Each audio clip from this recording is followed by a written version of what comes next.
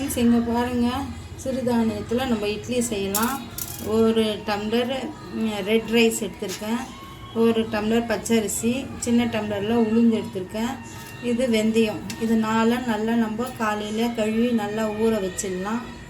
Evening அரைக்கும் போது ஒரு கப்பு நம்ம வடித்த சாதத்தை சேர்த்து அரைச்சிட்டு நம்ம ஒரு நைட் ஃபுல்லாக புளிக்க வச்சுட்டு காலையில் எழுந்து இட்லி செஞ்சு நான் உங்களுக்கு காமிக்கிறேன். இப்போ நான் ஊற வச்சுருக்கேன் பாருங்கள், ஊற வச்சுருக்கேன். இப்போ நான் அரைக்க போகிறேன்.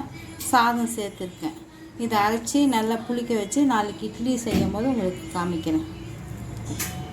பாருங்கள், நேற்று ஊற வச்சு அரைச்சி நான் புளிக்க வச்சுருக்கேன். இப்போ இட்லி ஊற்றுறோம். வெந்ததும் எப்படி சாஃப்டாக வருதுன்னு காமிக்கிறேன்றாங்க. தட்டில் எண்ணெய் ஊற்றி வச்சுருக்கேன். இப்போ இட்லி ஊற்றிட்டு வெந்ததும் உங்களுக்கு நான் காமிக்கிறேன்.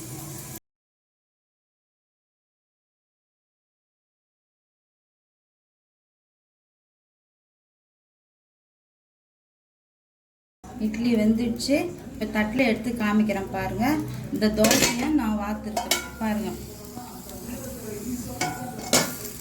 சாஃப்டாக வெந்திருக்கு. இப்போ எடுக்கிறேன் பாருங்கள்.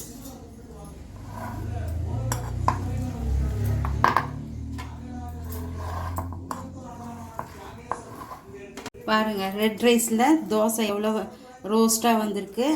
இட்லியை நல்லா சாஃப்டாக வந்திருக்கு.